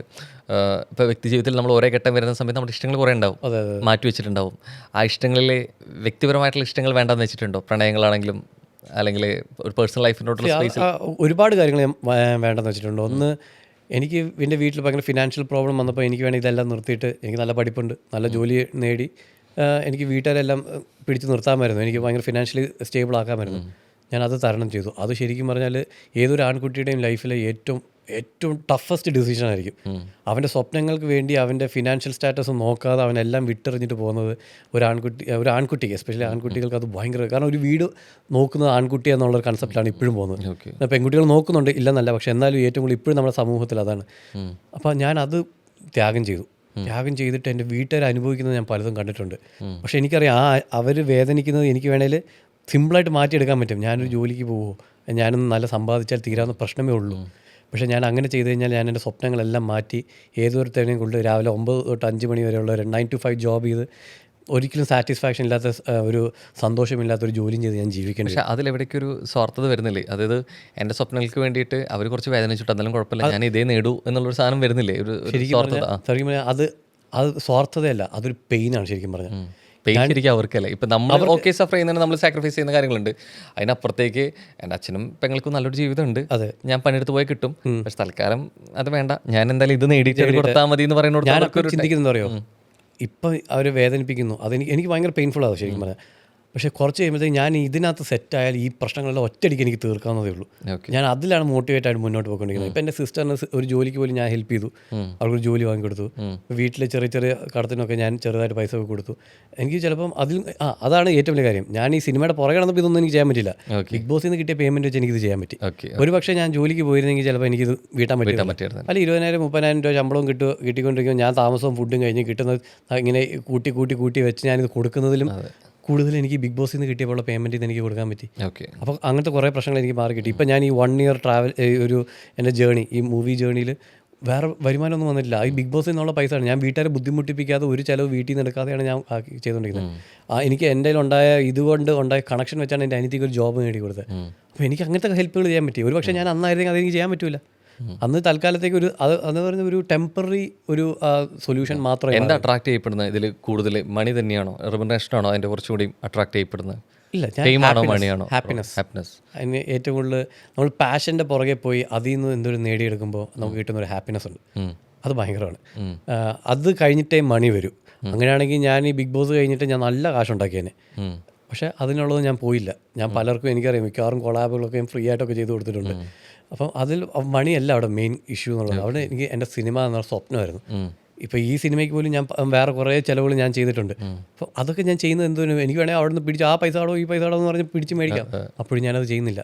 ഞാൻ എൻ്റെ കയ്യിൽ നിന്നുള്ളത് വെച്ചിട്ടും ഞാൻ കുറേ സാധനങ്ങൾ അതിനിടെ കുറേ ചാരിറ്റിയുടെ ഭാഗമായിട്ടും സജീവമായിട്ട് നിന്നിരുന്നു, പ്രത്യേകിച്ച് വയനാടൊക്കെ വന്ന സമയങ്ങൾ.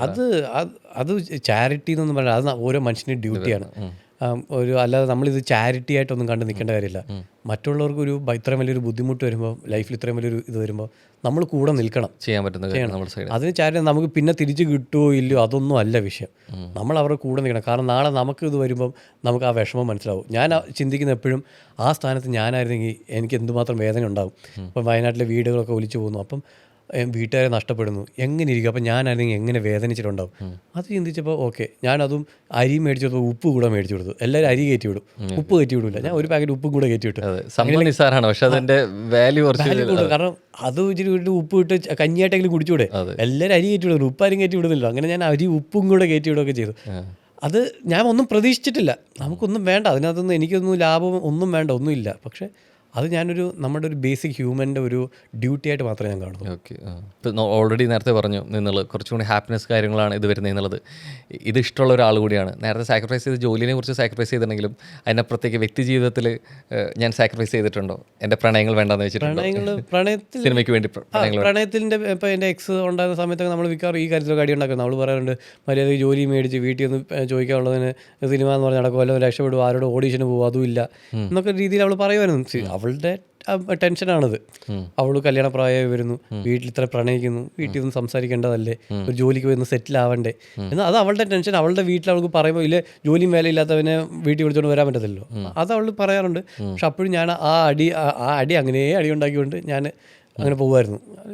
പിന്നെ അല്ലാതെ കൂടുതലായിട്ടൊന്നുമില്ല. പിന്നെ എൻ്റെ ഏറ്റവും കൂടുതൽ ഞാൻ ത്യാഗം ചെയ്തത് എൻ്റെ ഹാപ്പിനെസ് ആയിരുന്നു ആ ടൈമിൽ. എന്തെന്ന് വെച്ചാൽ ഞാൻ പലരുടെ മുന്നിൽ പോയി കെഞ്ചും, ചാൻസ് ചോദിക്കുന്നുണ്ട്.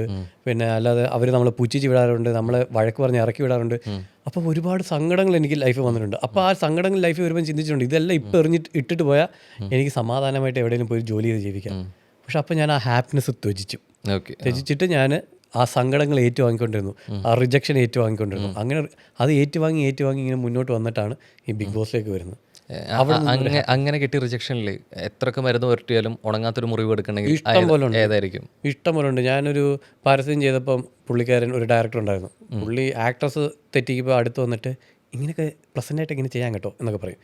ഞാൻ മൈക്കിൽ കൂടെ വിളിക്കും, എടാ അഭിഷേകേ എന്ന് പറഞ്ഞ് ഒരു വിളിയും വിളിക്കും. എന്നിട്ട് എന്നെ പച്ചയ്ക്ക് കുറേ പറയും. അതെല്ലാം പറഞ്ഞ് അയാൾ ഇറങ്ങി പോകാൻ നേരത്തെ എന്നോട് പറഞ്ഞു നിന്നെ കൊണ്ടൊന്നും പറ്റത്തില്ല, അഭിനയൊന്നും പറ്റത്തില്ല, ഇതൊക്കെ നിർത്തി വേറെ പണിക്ക് പോക്കോ എന്നുള്ള രീതിയിൽ പറഞ്ഞു. ശരി, അപ്പോൾ അതൊക്കെ ഭയങ്കര സങ്കടമാണ്. അപ്പോൾ കരഞ്ഞുകൊണ്ട് വിഷമിച്ച പോകുന്നത്. അത് കഴിഞ്ഞിട്ട് ഡബ്ബിങ് സ്റ്റുഡിയോയിൽ ഇതേ സാധനം ഡബ്ബിങ് സ്റ്റുഡിയോയിൽ വന്നപ്പോൾ ഞാൻ ഡബ് ചെയ്തപ്പോൾ അയാൾക്ക് എൻ്റെ ശബ്ദം ഇഷ്ടമല്ലെന്ന് പറഞ്ഞ് എന്നെ ഇറക്കി വിട്ടു. അപ്പോൾ അതൊക്കെ കണ്ടപ്പോൾ എനിക്ക് ഭയങ്കര സങ്കടമായി. അതും എനിക്ക് ഈ സിനിമയിൽ ഡബ് ചെയ്യാനായിട്ട് എൻ്റെ നെഞ്ചിടിക്കുമായിരുന്നു ആദ്യം. കാരണം ട്രോമ കിടപ്പുണ്ട്. പക്ഷെ ഒന്ന് പറഞ്ഞു തുടങ്ങിയപ്പോഴത്തേക്ക് പിന്നെ സെറ്റായി. പിന്നെ എനിക്ക് പടപടയിൽ നമ്മൾ ഒറ്റ ദിവസം കൊണ്ട് പരിപാടി തീർത്തു. പക്ഷെ ആ സമയത്ത് എനിക്കത് അവർ എന്നെ കുറേ ഇൻസൾട്ട് ചെയ്തൊക്കെ ഇറക്കി വിട്ടു. അപ്പോൾ ഞാൻ പോകുന്നത് എനിക്കിപ്പോഴും ഉണ്ട്. ആ കാറിൽ ഞാൻ പോകുമ്പോൾ കരഞ്ഞുകൊണ്ട് പോവുക, കരഞ്ഞുകൊണ്ട് ഇങ്ങനെ. എന്നിട്ട് എൻ്റെ ഒരു ഫ്രണ്ടുണ്ട്, ആ ചേച്ചിയെ വിളിച്ചിട്ട് ഞാൻ ഇങ്ങനെ ചേച്ചി എന്നെ അങ്ങനെ പറഞ്ഞു ചേച്ചി, എന്നെ ഇങ്ങനെ പറഞ്ഞു ചേച്ചി എന്നൊക്കെ പറഞ്ഞിട്ട് അങ്ങനെ പറഞ്ഞുകൊണ്ട് പോവുക. അതും എൻ്റെ ഒരു ലൈഫിൽ നടന്ന് മറക്കാൻ പറ്റാത്തൊരു സാധനം. വേറെ ഒന്ന്, എൻ്റെ ഒരു ഫ്രണ്ടിൻ്റെ ഫ്രണ്ട് ഇവിടുത്തെ വലിയൊരു one of the famous production കൺട്രോളറാണ് പുള്ളി. അപ്പോൾ ഒരു പടം ചെയ്യുന്നുണ്ട്, അതിനകത്ത് ചാൻസസ് ഒരുപാട് ഉണ്ട്. അപ്പോൾ ആ ചാൻസ് ചോദിക്കാൻ വേണ്ടി ഞാൻ പോയി. ചാൻസ് ചോദിക്കാൻ വേണ്ടി രാവിലെ പോയി ഉച്ച വരെ നിന്നു. ആ പുള്ളി വെയിറ്റ് ചെയ്യിപ്പിച്ചു. നമ്മൾ വെളിയിൽ ഈ നമ്മുടെ ഗ്രൗണ്ട് സ്റ്റേഡിയത്തിൻ്റെ അവിടെ വെയിറ്റ് ചെയ്ത് പുള്ളി വന്നപ്പോൾ എന്നോട് ചോദിച്ചു എന്താ. ഞാൻ ഇങ്ങനെ പടത്തിൽ ചാൻസിന് വേണ്ടിയാണ്. ഇപ്പോൾ എത്ര വർഷമായി? ഞാൻ പറഞ്ഞു അന്ന് എനിക്കത് 3-4 വർഷം. അപ്പോൾ ഞാൻ 3-4 എന്നങ്ങൾ പറഞ്ഞു. അത്രയല്ലേ ആയുള്ളൂ, ജോജൊക്കെ 12 വർഷം നടന്നതാണ്. അപ്പോൾ അതൊക്കെ വെച്ച് നോക്കുമ്പോൾ നിനക്ക് ഇനിയും സമയം കിടപ്പുണ്ട്, അപ്പോൾ ഇനിയും നടക്കാം എന്ന് പറഞ്ഞിട്ട് പുള്ളി പോകാൻ നേരത്ത് പറഞ്ഞു, നീ സിനിമയെ സ്വപ്നം കണ്ടിട്ടുണ്ടെങ്കിൽ നീ അവിടെ എത്തും, ഞാൻ ഹെൽപ്പ് ചെയ്തില്ലെങ്കിൽ നീ അവിടെ എത്തും എന്ന് പറഞ്ഞ് പുള്ളി നടന്നു. അതായത് ഞാൻ ഹെൽപ്പ് ചെയ്യില്ല എന്നാണ് പുള്ളി ഉദ്ദേശിച്ചത്. അതും പറഞ്ഞ് ഇതും പറഞ്ഞു പോയപ്പോഴത്തേക്ക് ഞാൻ ഒരു 2 hours ഞാൻ ആ വണ്ടിക്കകത്ത്, എൻ്റെ ഇപ്പോൾ ഞാൻ വരുന്ന വണ്ടിയാണ് അത് അവിടെ ഇട്ടിട്ട് ഞാൻ ഇങ്ങനെ ഇരുന്ന് എന്താ ഇത് നടക്കുന്നത് എൻ്റെ ലൈഫിൽ. നമ്മളിങ്ങനെ അതായത് മാനം കെട്ട് നമ്മൾ തല കുനിച്ച് ചോദിച്ചുകൊണ്ടിരിക്കുക, ചാൻസ് ചോദിച്ചുകൊണ്ടേ ഇരിക്കുക. വേറൊരു ഇവിടുത്തെ ഫേമസ് പ്രൊഡ്യൂസറിൻ്റെ അടുത്ത് ഇതുപോലെ ചാൻസ് ചോദിച്ചുകൊണ്ടേയിരുന്നു. എൻ്റെ ഫ്രണ്ടിൻ്റെ ഫ്രണ്ടാണ്. അങ്ങനെ ഒരു വട്ടം ആ ഫ്രണ്ടിൻ്റെ അടുത്ത് നിൽക്കുമ്പോൾ ഈ പ്രൊഡ്യൂസർ വന്നു. പ്രൊഡ്യൂസർ എന്നെ കണ്ടോണ്ടേ ആദ്യം ചോദിച്ച ചോദ്യം, നീ ഇതുവരെ രക്ഷപ്പെട്ടില്ലേ? അവർ ചോദ്യം ചോദിച്ചു. ഞാൻ അപ്പോൾ ഞാൻ പ്രൊഡ്യൂസറോട് ഒന്നും എന്ന് പറഞ്ഞ് ചിരിച്ചുകൊണ്ടിരുന്നു. അപ്പോൾ എൻ്റെ ഫ്രണ്ടിന് പറയാനുള്ള ഇതുണ്ട്. അപ്പോൾ അവൻ പറഞ്ഞു, നിങ്ങളല്ലേ എന്താ സിനിമയൊക്കെ ചെയ്യുന്നത്, ഒരു ചാൻസ് പോലും കൊടുക്കത്തില്ല, പിന്നെ എങ്ങനെ രക്ഷപ്പെടുന്നത് എന്നൊക്കെ ചോദിച്ചു. അങ്ങനെയൊക്കെ പറയാം. അപ്പോൾ ഇങ്ങനെ എനിക്ക് ഒരുപാട് ഇത് പറഞ്ഞു വരുവാണെങ്കിൽ ഒരുപാട് സാധനങ്ങളുണ്ട്. ജൂനിയർ ആർട്ടിസ്റ്റായിട്ട് പോയി നിൽക്കുമ്പോൾ ഒരുപാട് പുച്ഛങ്ങളും ഇതെല്ലാം നേടിയിട്ടുണ്ട്. ചാൻസ് ചോദിക്കാമെന്ന് പറഞ്ഞ് നമ്മളെ എന്തോ പൈസ പിടിച്ച് മേടിക്കാൻ നോക്കിയിട്ടുണ്ട്. അങ്ങനെ പറയുകയാണെങ്കിൽ ഇഷ്ടംപോലെ ഉണ്ട്, ഓർത്ത് എടുക്കണം. ഘട്ടത്തിൽ മറയത്തിൽ പറയുന്ന ഒരു ഡയലോഗുണ്ട്, കേരളത്തിലെ ആമ്പിളർക്ക് എന്തിനാണ് 6 pack എന്ന്. പക്ഷേ ഘോരം പ്രസംഗിച്ച അബിക്കുണ്ടായിരുന്നു 6 pack എന്ന് പറഞ്ഞാൽ ശരിയാണോ? പണ്ട് എനിക്കൊന്ന് കോളേജ് പഠിക്കുന്ന ടൈമിൽ എനിക്കങ്ങനെ വലിയ ഇതൊക്കെ തപ്പിയെടുത്തല്ലോ, ഇതെവിടെ തപ്പിയെടുത്ത് 6 pack ഒക്കെ ഉണ്ടായിരുന്നല്ലോ. പക്ഷേ വെയിറ്റ് കുറവാട്ടോ, 65 kg വെയിറ്റേ ഉള്ളൂ. അത് കോളേജ് പഠിക്കുന്ന ഫസ്റ്റ് ഇയർ ടൈമിലാണ്. എനിക്ക് അന്ന് നല്ല ഷേപ്പാണ്, ബോഡി ഷേപ്പ്. ഞാൻ 7ാം ക്ലാസ് മുതലേ എക്സസൈസ് ചെയ്യുന്ന. അതെന്താ വെച്ചാൽ 6ാം ക്ലാസ്സിൽ പഠിക്കുമ്പോൾ എൻ്റെ ഒരു കൂട്ടുകാരനുണ്ടായിരുന്നു. അപ്പോൾ കൂട്ടുകാരൻ വെച്ചാൽ നമ്മുടെ ക്ലാസ്സിൽ 6ാം ക്ലാസ് പഠിക്കുന്ന എല്ലാവരും ഇരുന്ന് കഴിക്കുമല്ലോ. ഈ മോര് എന്താ ഞാൻ എടുത്തിട്ടുണ്ട്. ഈ മോര് ഒഴിച്ചിട്ട് ഒരുത്തം വന്നിട്ട് ചോദിച്ചു, ക്ലാസ്സിൽ ഗുണ്ട വന്നിട്ട് ചോദിച്ചു, എല്ലാ ക്ലാസ്സിലും കാണുമല്ലോ ഒരു ഗുണ്ട സെറ്റപ്പ് എടുത്ത കാണും. അവൻ വന്ന് ചോദിച്ചപ്പോൾ ഞാൻ കൊടുത്തില്ല. ഞാൻ അതിൽ നിന്ന് കഴിച്ചിട്ട് ഞാൻ പോയി പാത്രം കഴിയിട്ട് വന്നപ്പോഴത്തേക്ക് ഇവൻ വന്ന് എന്നെ ഇങ്ങനെ കഴുത്തിന് പിടിച്ച് പൊക്കി അങ്ങോട്ട് എടുത്ത്. അപ്പോഴത്തേക്ക് ക്ലാസ്സിൽ എല്ലാവരും കണ്ടുകൊണ്ടിരിക്കുമല്ലേ. അപ്പോൾ എനിക്കത് ഭയങ്കര നാണക്കേടായി. അപ്പോൾ അവൻ വിട്ട് കഴിഞ്ഞപ്പോഴത്തേക്ക് എനിക്ക് ഭയങ്കര ഇതായി, ഇവനെ എനിക്ക് തിരിച്ച് ഇതുപോലെ ചെയ്യണം. അപ്പോൾ എന്താ വെച്ചാൽ ഞാൻ എന്ത് ചെയ്യും. അപ്പോൾ അവൻ ഈ സ്പോർട്സിലൊക്കെ അങ്ങനത്തെ പിള്ളേരൊക്കെ സ്പോർട്സിൽ സ്ട്രെങ്ത്തുള്ള പിള്ളേരൊക്കെ സ്പോർട്സിലൊക്കെ ഭയങ്കര ഇതായിരിക്കും, സ്പോർട്സിൽ ജയിക്കണം. അപ്പോൾ അങ്ങനെ വന്നപ്പോഴത്തേക്ക് ഞാൻ എന്ത് ചെയ്തു, പോയി എക്സസൈസ് ചെയ്യാൻ തുടങ്ങി. വീട്ടുകാരോട് പറഞ്ഞാൽ വീട്ടുകാർ സമ്മതിക്കില്ല. അപ്പോൾ ഈ വീട്ടിൻ്റെ പുറകിൽ ഈ മൺവെട്ടിയൊക്കെ കിടപ്പുണ്ട്. മൺവെട്ടിയൊക്കെ എടുത്തിട്ട് ഇതാ വേറെ വർക്കൗട്ട്, അന്ന് യൂട്യൂബ് സാധനമൊന്നും ഇല്ലല്ലോ. മൺവെട്ടി എടുത്ത് ഇത് ആകെ അറിയാവുന്ന ഈ വർക്കൗട്ട്, ഇങ്ങനത്തെ ഒരു വർക്കൗട്ട്, ഇത് രണ്ടും ഇരുന്നങ്ങ് ചെയ്യും, ഡെയിലി ഇരുന്നങ്ങ് ചെയ്യുക. ചെയ്തിട്ട് ഞാൻ പോയി കോമ്പറ്റീഷന് മത്സരിച്ചു. 8ാം ക്ലാസ്സിൽ അത്ലറ്റിക് കോമ്പറ്റീഷൻ വന്നു. കോമ്പറ്റീഷനിൽ അവനുണ്ട് ഞാനും ഉണ്ട്, എല്ലാവരും മത്സരിച്ചു. ഞാൻ തോറ്റു, ദയനീയമായിട്ട് തോറ്റു, വിട്ടുകൊടുത്തില്ല. പിന്നെ ഞാൻ അവിടെ നിന്നിട്ട് ഈ ഒരു മൺവെട്ടിക്ക് വരെ ഞാൻ മൺവെട്ടി വേറെ കൂന്താലിയും കൂടെ വെച്ച് ഇതെൻ്റെ പരിപാടി. ഇതും ചെയ്ത് കഴിഞ്ഞ് 9ാം ക്ലാസ്സിലെ കോമ്പറ്റീഷന് എല്ലാത്തിനും 4ാം സ്ഥാനം 5ാം സ്ഥാനം പറ്റിയില്ല. അപ്പം ഞാൻ എന്ത് ചെയ്തു, 9ാം ക്ലാസ്സിൽ ടൂർ പോവുക. എൻ്റെ വീട്ടുകാർ ജന്മം ചെയ്തതിന് ടൂർ വിടാൻ പോകുന്നില്ല. ഞാനപ്പോൾ ഭയങ്കര പ്രശ്നം ഉണ്ടാക്കി. അപ്പോൾ അച്ഛൻ പറഞ്ഞൊരു ഡയലോഗ്, നിനക്ക് ഇതിന് വരെ എന്ത് പറഞ്ഞാലും ഞാൻ വാങ്ങിത്തരാം. അപ്പോൾ ഞാൻ പറഞ്ഞു എനിക്ക് 2 ഡമ്പൽ വേണം. അപ്പോൾ ഈ ടൂർ പോകുന്നതിൻ്റെ അന്ന് രാവിലെ ഞാൻ പറഞ്ഞു എനിക്ക് മേടിച്ചെന്നേ പറ്റുന്ന വഴക്കുണ്ടാക്കി ചെങ്ങന്നൂർ പോയിട്ട് 6 കിലോയുടെ 2 ഡമ്പൽ മേടിച്ചു, മറ്റേ മെറ്റലിൻ്റെ സാധനം. അത് വെച്ചിട്ടായിരുന്നു പിന്നെ വർക്കൗട്ട്. അത് വർക്കൗട്ട് ചെയ്ത് 10ാം ക്ലാസ്സിൽ അത്ലറ്റിക് കോമ്പറ്റീഷന് എല്ലാത്തിലും ഫസ്റ്റ് അടിച്ചിട്ട് ഞാൻ അന്നത്തെ സ്കൂളിലെ സ്പോർട്സ് ചാമ്പ്യനായി. അപ്പോഴത്തേക്ക് ഇവനൊക്കെ നമ്മൾ അടിച്ച് താഴെ ഇട്ടപ്പോഴത്തേക്ക് പിന്നെ അപ്പോഴത്തേക്ക് നമ്മൾ സ്ട്രോങ് കാറ്റഗറി ആയി. ആകെ അറിയാവുന്ന ഈ 2 ഡമ്പിൽ അടിക്കുക, പുഷപ്പ് അടിക്കാൻ അറിയാം. അതല്ലാതെ വേറെ ഒരു സാധനം അറിയത്തില്ല. അപ്പോൾ ക്ലാസ്സിൽ മറ്റേ പുഷപ്പ് കോമ്പറ്റീഷൻ പോലെ കഴിയുമ്പോൾ 60 പുഷപ്പ് 70 പുഷപ്പ് കൊച്ചു പയ്യനില്ല. അപ്പോൾ 60 പുഷപ്പൊക്കെ കഴിയും. ഇപ്പം എനിക്ക് 15-20 അടിക്കാൻ പാട് എനിക്കറിയത്തുള്ളൂ. വർഷങ്ങൾക്ക് ശേഷം ഞാൻ ആ പയ്യനെ കണ്ടു. ഞാൻ മറ്റേ കിക്ക് ബോക്സിങ് പഠിക്കുന്നുണ്ട്. മൂവത്തായി പഠിക്കാൻ പോയപ്പോൾ ഞാൻ നല്ല തടിച്ചു കൊഴുത്ത വന്ന് ഒരു പയ്യൻ നിൽക്കുന്നുണ്ട്. എന്നെ അറിയാമോ എന്ന് ചോദിച്ചു. നീ ഏതാ? ഓർമ്മയില്ല, നമ്മൾ ഇന്ന സ്കൂളിൽ എടാ നീയോ നീയത് ഇങ്ങനെയെന്ന് പറഞ്ഞു. അപ്പം അത് അപ്പം ശരിക്കും പറഞ്ഞാൽ എനിക്ക് ആ ബുള്ളിങ് കിട്ടിയോണ്ടാണ് ഈ മക്കൾ ചെയ്തതിനെ ഓർത്ത് അഭിമാനിക്കുന്ന പാരൻസിനെ കുറിച്ച് സംസാരിക്കുമ്പോഴും ഇതിനപ്പുറത്തേക്ക് ഒരു കോയിൻ്റെ പോലെ വശമുണ്ട് എന്നുള്ളത്. ഇപ്പം നമ്മൾ ചെയ്തതിന് എന്താണെന്നുണ്ടെങ്കിലും ഇതിന് പഴി കേൾക്കേണ്ടി വരും മാതാപിതാക്കളെന്നുള്ള സാധനങ്ങൾ. അതിനേക്കാൾ ഏറ്റവും എനിക്ക് തോന്നുന്നു ഏറ്റവും സംസാരിക്കുന്ന ഒരു കാര്യം, എന്തെങ്കിലും ചെയ്താൽ എന്തെങ്കിലും തെറ്റുകൾ വന്നു കഴിഞ്ഞാലും ആദ്യം പറയുന്ന വാക്ക് അത് വളർത്തു ദോഷ എന്നുള്ള സാധനം പറയുന്നത് ഏറ്റവും കൂടുതൽ എഫക്ട് ചെയ്തിട്ടുള്ള സമയം ശരിക്കും അഭിക്കുന്നത്. ഇപ്പോൾ ഏറ്റവും കൂടുതൽ മിസ് ചെയ്യുന്നത് അമ്മയാണ്. അമ്മയില്ലാത്തതിൻ്റെ മികവ് അപ്പോഴും നിൽക്കുന്നു എന്ന് പറയുമ്പോഴും ഈ വാക്ക് കേൾക്കേണ്ടി വന്നൊരു സാഹചര്യം ഉണ്ടായിട്ടുണ്ടോ? ഇല്ല, ഞാൻ അങ്ങനെ ഒരു ഇതില്ല. കാരണം ചീത്തപ്പേരുണ്ടാക്കാൻ ഞാൻ കൂടുതൽ ശ്രമിക്കാറില്ല. ഇപ്പം പറഞ്ഞ ഡ്രഗ് യൂസും കാര്യങ്ങളൊക്കെ ആണെങ്കിൽ പോലും നമ്മൾ അങ്ങനത്തെ ഒരു രീതിയിലോട്ട് പോകണ്ടെന്ന് തന്നെ ഞാൻ എൻ്റെ ലൈഫിൽ തീരുമാനിച്ചിട്ടുണ്ടായിരുന്നു. അത് ഞാനിപ്പോൾ ബിഗ് ബോസിൽ പറഞ്ഞ പോലെ തന്നെ വെറുതെ ആൾക്കാർ പറയേണ്ട അവൻ്റെ അമ്മ ഉണ്ടായിരുന്നെങ്കിൽ അവനിങ്ങനെ ആവത്തില്ലായിരുന്നു എന്നുള്ളൊരു ഒരു വെറുതെ അമ്മയ്ക്ക് ചീത്തപ്പേര് വരണ്ട എന്നുള്ള രീതിയിലാണ് ഞാൻ പോയിക്കൊണ്ടിരുന്നത്. അതുകൊണ്ട് ഈ വെള്ളവടിയാണെങ്കിലും സിഗരറ്റ് വലിയാണെങ്കിലും ലീഗലായിട്ടുള്ള ഒരു സാധനവും ഇല്ലീഗലായിട്ടുള്ള ഒന്നും വേണ്ട.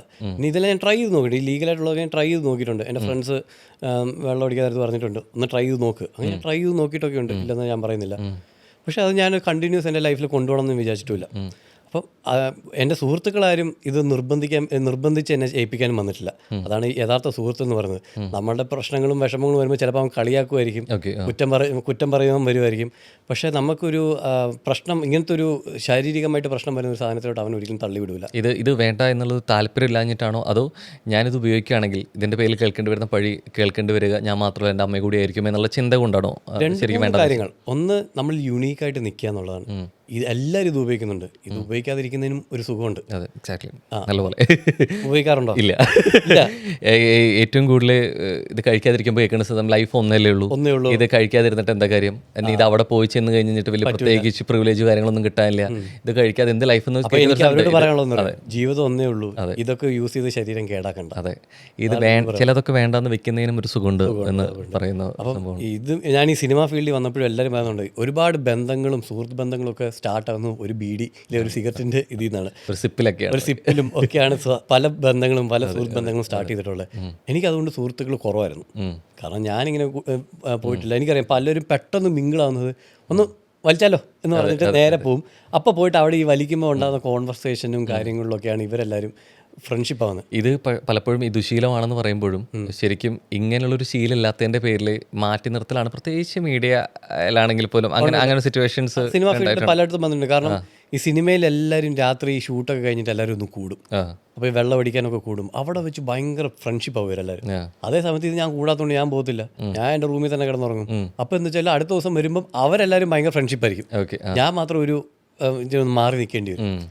അത് ശരിക്കും എനിക്ക് ഇത് ശരീരത്തെ കൂടുതൽ ബാധിക്കുന്നു എന്നതിനേക്കാളും കൂടുതൽ ആൾക്കാർ നോക്കുന്നത് ഇത് ആൾക്കാരെ ഒന്നിപ്പിക്കുന്നു എന്നുള്ളത്. അതെ അതെ, അതിനെയാണ് അങ്ങനെ നോക്കി കാണുന്നത്. ഇതിനേക്കാൾ ഉപരി രസകരമായ ചില കൂട്ടത്തിൽ വരുന്ന ഒരു ക്ലീഷേ ഡയലോഗ് ഉണ്ട്, തുടങ്ങിയിട്ടില്ലേ, തുടങ്ങാൻ ബെസ്റ്റാണ് ഞാൻ, ഈ കൈ എന്നൊക്കെ പറഞ്ഞിട്ട് ഒരു സാധനം കൊണ്ട് വരും. മറ്റേ സിനിമ എന്നെ മൂക്കി കൂടെ പോകാൻ വിടാൻ പഠിപ്പിച്ച ആശാനായിരിക്കും പറഞ്ഞ പോലെ ഗുരു ആവും ബെസ്റ്റാന്നൊക്കെ പറഞ്ഞിട്ട് കുറെ സാധനങ്ങളൊക്കെ ഉണ്ട്. അപ്പോൾ ഇല്ലീഗൽ സാധനം ആരും ട്രൈ ചെയ്യാൻ പാടില്ല. ലീഗലായിട്ടുള്ളത് വേണോ വേണ്ട എന്ന് ചൂസ് ചെയ്യാനുള്ള ഒരു നമുക്ക് ഒരു അവകാശമുണ്ട്. ഞാനത് വേണ്ടെന്ന് വെച്ചത് കൊണ്ട് ഒരുപാട് ഫ്രണ്ട്ഷിപ്പുകൾ എനിക്ക് ഇല്ലാണ്ടായി പോയിട്ടുണ്ട്. ചിലതൊക്കെ വേണ്ടാന്ന് വെക്കുന്നതിനും ഒരു സുഖമുണ്ട്. യെസ്, തുടരെ നമ്മൾ പറഞ്ഞ പോലെ ഓരോ സ്റ്റെപ്പായിട്ട് വെട്ടിപ്പിടിക്കുന്ന കൂട്ടത്തിൽ റൈറ്ററായിട്ടും നേരത്തെ പറഞ്ഞ പോലെ പറ്റുന്ന പണിയല്ല എന്നുള്ള സ്വയമേ പറയുമ്പോഴും ഡയറക്ടറായിട്ടും ഒക്കെ ഇനി ഇവിടെ അങ്ങോട്ട് കൂടെ സ്വപ്നം കാണാലോ. അതെ അതെ, ആ സ്വപ്നങ്ങളൊക്കെ പൂണിയട്ടെ. And all the very best. Thank U.